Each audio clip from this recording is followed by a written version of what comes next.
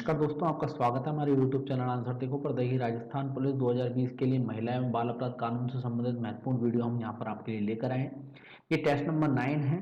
इससे पहले हम टेस्ट नंबर 8 तक आपके वीडियो डाल चुके हैं जो आपके लिए काफ़ी इंपॉर्टेंट है। उन वीडियोज़ को भी आप जरूर देखें एक बार। और इस वीडियो को देखने से पहले मैं आपको एक चीज़ कह देता हूँ कि आप यहाँ पर जो क्वेश्चन हमने दिए हैं उनके आंसर पहले खुद से लगा के देखें, फिर उसके बाद में हमारा आंसर सुनिए, ताकि आपको भी पता चले कि आपकी तैयारी कैसी है। अगर आपको वीडियो पसंद आता है तो जरूर वीडियो को लाइक करें, चैनल को सब्सक्राइब करना ना भूलें, साथ ही हमें हमारे चैनल का बेल आइकन दबाना ना भूलें, और साथ ही हमें कमेंट करके जरूर बताएं कि आपको कितने क्वेश्चन इनमें से आते थे। देखिए, सबसे पहले प्रश्न के बारे में बात करते हैं। पहला प्रश्न है, राष्ट्रीय बाल श्रम उन्मूलन प्राधिकरण की स्थापना कब की गई? देखिए, राष्ट्रीय बाल श्रम उन्मूलन प्राधिकरण की जो स्थापना की गई थी, ये की गई थी आपकी 26 सितंबर 1994 में। ठीक है, 1994 में की गई थी। और इस बाल श्रम उन्मूलन प्राधिकरण की जो है, ये राष्ट्रीय बाल श्रम उन्मूलन प्राधिकरण जो है, ये प्राधिकरण 13 राज्यों में सबसे पहले लगाया गया था, 13 राज्यों के अंदर। ठीक है, और 13 राज्यों के 200 जिलों में लगाया गया था इसको, याद रखिएगा आप, 200 जिलों में। ठीक है, और इसकी अगर बात करें तो ये इसके जो अध्यक्ष की बात करें, अध्यक्ष कौन होता है? इसका अध्यक्ष होता है श्रम मंत्री, श्रम एवं रोजगार मंत्री जो होते हैं आपके। ठीक है, श्रम मंत्री जो है वो इसका अध्यक्ष होता है। ठीक है, राष्ट्रीय बाल श्रम उन्मूलन प्राधिकरण का जो अध्यक्ष है वो श्रम मंत्री होता है। और इसके अभी वर्तमान में श्रम मंत्री कौन है? हमारे श्रम मंत्री में है श्रीमान संतोष गंगवार, ये इसके श्रम मंत्री हैं। ठीक है, ये संतोष गंगवार जी जो हैं ये अभी वर्तमान श्रम मंत्री हैं। ठीक है, अब एक चीज और आपको एक चीज और ध्यान रखनी है कि जो बाल श्रम अधिनियम है, बाल श्रम अधिनियम जो है, ये अधिनियम 1986 में ये पारित हुआ था। ठीक है, 1986 में उन्मूलन हुआ था इसका। ठीक है, और बाल श्रम नीति जो है, ये बाल श्रम नीति, याद रखिएगा, बाल श्रम नीति जो है, बाल श्रम नीति जो सृजित की गई थी, इसका सृजन किया गया था 1987 में। 1987 में इसका सृजन किया गया था बाल श्रम नीति का। तो हमारा जो क्वेश्चन है, राष्ट्रीय बाल श्रम उन्मूलन प्राधिकरण की स्थापना, यहाँ प्राधिकरण की स्थापना की बात कर रहे हैं, तो ये 26 सितंबर 1994 में की गई थी, तो इसका आंसर हो जाएगा बी ऑप्शन। अगला प्रश्न है आपका, राजस्थान की पहली पोक्सो कोर्ट जयपुर में स्थापित की गई। ध्यान रखिएगा, आपका जो क्वेश्चन है, देखिए इसमें आपको एक चीज यहाँ पर मिल रही है कि राजस्थान में पहली पोक्सो कोर्ट कहाँ की गई थी? तो जयपुर में स्थापित की गई थी। ठीक है, जिसकी अधिसूचना कब जारी की गई? देखिए, इसकी जो अधिसूचना के बारे में अगर बात करें तो जो ये पोक्सो कोर्ट है, जो ये बनाई गई थी 10 जुलाई 2017 में, 10 जुलाई 2017 में, तो इसका आंसर हो जाएगा बी ऑप्शन, 10 जुलाई 2017। सबसे पहली कोर्ट कहाँ बनी थी? जयपुर के अंदर बनी थी। अधिसूचना कब जारी की गई थी? 10 जुलाई 2017 में।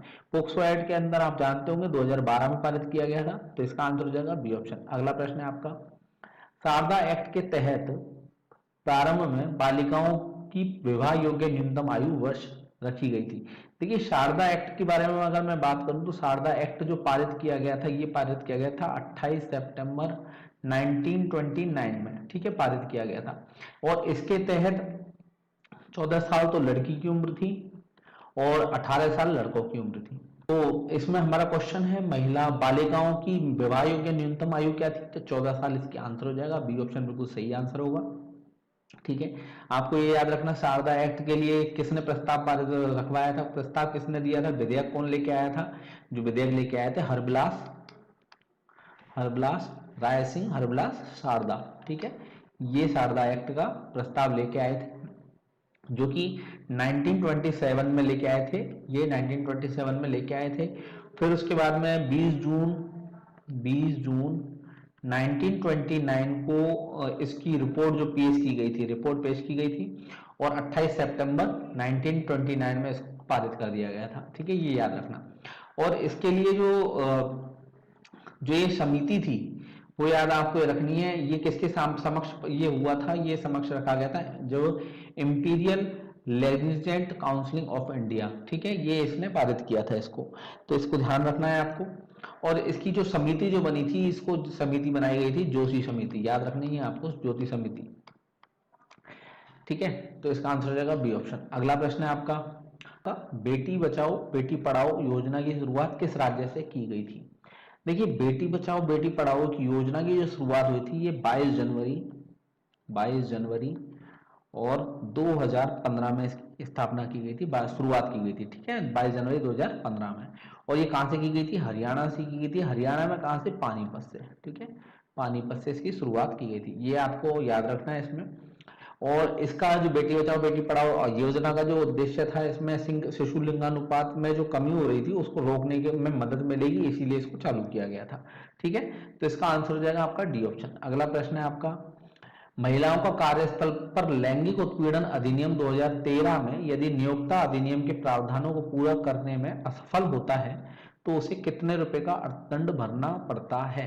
देखिए, लैंगिक उत्पीड़न अधिनियम जो है 2013, इसके तहत अगर कोई नियोक्ता, नियोक्ता मतलब कोई कंपनी का अधिकारी जो जिसने नियुक्त किया है, ठीक है, कर्मचारियों को, तो महिलाओं से रिलेटेड यहाँ बात हो रही है, नियोक्ता अधिनियम के प्रावधानों को पूरा करने में असफल होता है तो उससे 50,000 रुपए का अर्थदंड भरना होगा, 50,000 का, ठीक है, ये आपको याद रखना है, 50,000। तो इसका आंसर जो है सी ऑप्शन, 50,000, ठीक है। और ये जो है उत्पीड़न अधिनियम, जो महिला लैंगिक उत्पीड़न अधिनियम जो है, ये आपका जो कब आया था? 9 दिसंबर 2013 में ये प्रभाव में आया था, ये आपको याद रखना, 9 दिसंबर 2013 में प्रभाव में आया था, ठीक है। और इसमें जो धारा जो दर्ज की जाती है, वो धारा की दर्ज की जाती है 354 के तहत इसमें धारा दर्ज की जाती है। तो इसका आंसर हो जाएगा सी ऑप्शन, बिल्कुल सही आंसर होगा, 50,000 रुपए। अगला प्रश्न है आपका, वेश्यावृत्ति आदि के लिए बच्चों को खरीदना से संबंधित अनैतिक व्यापार निवारण अधिनियम की धारा है। देखिए, अनैतिक व्यापार अधिनियम की जो धारा है वो है आपकी 373। तो इसका आंसर हो जाएगा बी ऑप्शन, 373। और इस अधिनियम के तहत अगर बात करें तो देखिए 10 साल तक की सजा का प्रावधान है इसके अंदर, तो इसका आंसर हो जाएगा बी ऑप्शन। अगला प्रश्न है आपका, देखिए अगला प्रश्न है आपका, श्रम मंत्रालय में कौन बालक एवं किशोर श्रम अधिनियम 1986 को लागू करने जिम्मेदार है? देखिए, लागू करने वाला जो है वो CIRM है। CIRM की फुल फॉर्म अगर बात करें तो central, C for central, I for industrial, R for होता है रिलेशंस और M फॉर होता है मशीनरी, ठीक है, सेंट्रल इंडस्ट्रियल रिलेशन मशीनरी, ये इसकी फुल फॉर्म होती है CIRM की। केंद्रीय औद्योगिक संबंध मशीनरी इसकी फुल फॉर्म है, हिंदी में इसको बोलते हैं। तो इस जो श्रम मंत्रालय में जो है बाल एवं किशोर श्रम अधिनियम जो पारित करवाया था, लागू करने वाले थे CIRM, तो इसका आंसर हो जाएगा डी ऑप्शन। अगला प्रश्न है आपका, 2006 में शारदा एक्ट को समाप्त कर नया अधिनियम बाल विवाह निरोध अधिनियम 2006 कब से लागू किया गया? देखिए, बाल अधिनियम ये जो 2006 ये लागू किया गया था 1 नवंबर 2007 को ये लागू किया गया था, तो इसका आंसर हो जाएगा डी ऑप्शन। और शारदा एक्ट के बारे में आपको पहले ही बता चुका हूँ, शारदा एक्ट कब पारित हुआ था आपका, ये चीज मैं आपको पहले ही बता चुका हूँ शारदा एक्ट के बारे में, कि ये जो पारित हुआ था 28 सितंबर 1929 में हुआ था, ठीक है। और इसको लेके आने वाला जो विधेयक था, इसको लेके आने वाले कौन थे? हरविलास शारदा थे, ठीक है। और ये बाल विवाह निरोधक अधिनियम जो है 2006 लागू जो हुआ 1 नवंबर 2007 से लागू, ठीक है। तो इसका आंसर हो जाएगा डी ऑप्शन। अगला प्रश्न है आपका, देखिए अगला प्रश्न है, किसी युक्ति पर तेजाब डालने की सजा का प्रावधान IPC की किस धारा के अंतर्गत है?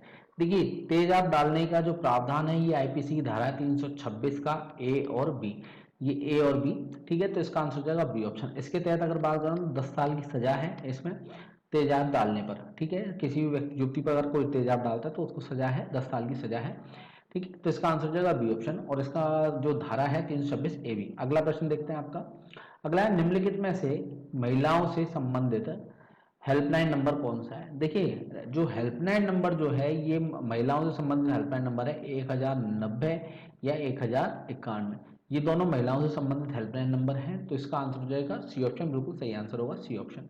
अगला प्रश्न है आपका, स्वयं ऐप किससे संबंधित है? देखिए, स्वयं ऐप के बारे में अगर बात करें तो स्वयं ऐप जो संबंधित है ये बालकों से संबंधित है, और ये वैसे अगर ये जो एजुकेशन से रिलेटेड एप्लीकेशन है जिसमें छोटे बच्चों को 9वीं क्लास से लेकर आपकी ग्रेजुएशन लेवल तक का इसमें जो है पढ़ाई के लिए, स्टडी के लिए मटेरियल है इस एप्लीकेशन के अंदर, तो इसका आंसर हो जाएगा ए ऑप्शन। ये जो एप्लीकेशन बनाई गई थी, तो देखिए ये 1 फरवरी 2017 में 1 फरवरी 2017 में इसके लिए पेश किया गया था, इसको आम बजट जो पेश किया गया था उसमें इसके बारे में कहा गया था, और इसको जो एप्लीकेशन को लागू किया गया, जो चालू किया गया था 9 जुलाई 2017 को इसको चालू किया गया था, जो केंद्रीय इसके जो सूचना प्रसारण मंत्री हैं उन्होंने उस टाइम पे किया था 9 जुलाई 2017 में, तो इसका आंसर हो जाएगा ए ऑप्शन। अगला प्रश्न देखते हैं, देखिए अगला प्रश्न है आपका, IPC की धारा 67C के अंतर्गत कौन सा अपराध की सजा का प्रावधान है? देखिए 67C के अंतर्गत अगर आता है तो साइबर क्राइम आता है, साइबर क्राइम की धारा लगती है, ठीक है। तो इसका आंसर हो जाएगा बी ऑप्शन, साइबर क्राइम। और इसमें जो साइबर क्राइम की जो धारा लगती है, ये आईटी संशोधन जो कानून है 2008, उसकी धाराएं हैं आपकी 48B, 66E, 67C, ठीक है। तो ये चीज़ें इसमें लगती हैं।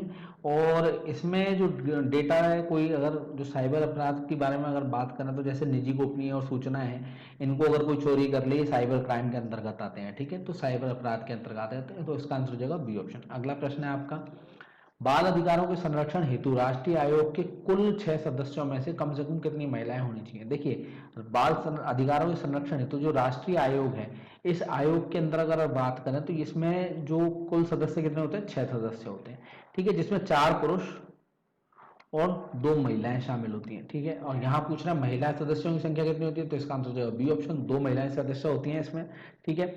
और ये राष्ट्रीय बाल अधिकार संरक्षण आयोग जो है, ये इसकी स्थापना जो की गई थी, तो 5 मार्च 2007 को इसकी स्थापना की गई थी, आपको ध्यान रखना है। और इसकी स्थापना किसने की थी, किसके तहत हुई थी, ये हुई थी राष्ट्रीय बाल अधिकार संरक्षण अधिनियम जो है 2005, इसके तहत इसके बच्चों को दिए गए अधिकार, जैसे समानता है 6 से 14 साल, ठीक है, 6 से 14 साल की उम्र तक के बच्चों को मुफ्त और अनिवार्य शिक्षा, बाल मजदूरी पर रोक आदि की निगरानी के लिए हुई थी, ठीक है।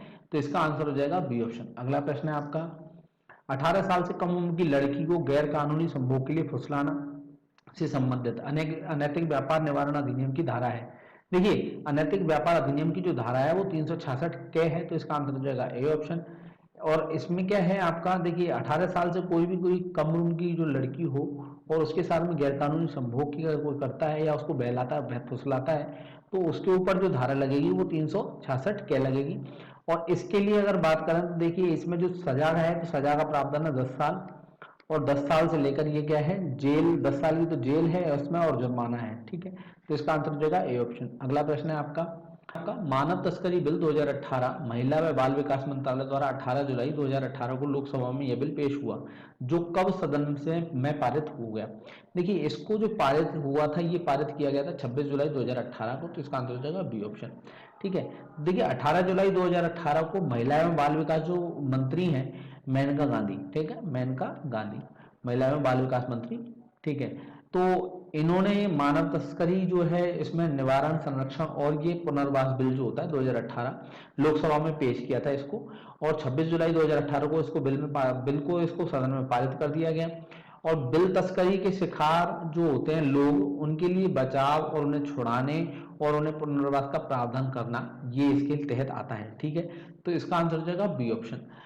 धन्यवाद दोस्तों, ये था महिला एवं बाल अपराध से संबंधित महत्वपूर्ण वीडियो। अगर आपको वीडियो पसंद आए तो वीडियो को जरूर लाइक करें, चैनल को सब्सक्राइब करना ना भूलें, साथ ही बेल आइकन दबाना ना भूलें, और हमें जरूर कमेंट करके बताएं कि ये वीडियो में आपको कितने क्वेश्चंस आते थे। धन्यवाद दोस्तों।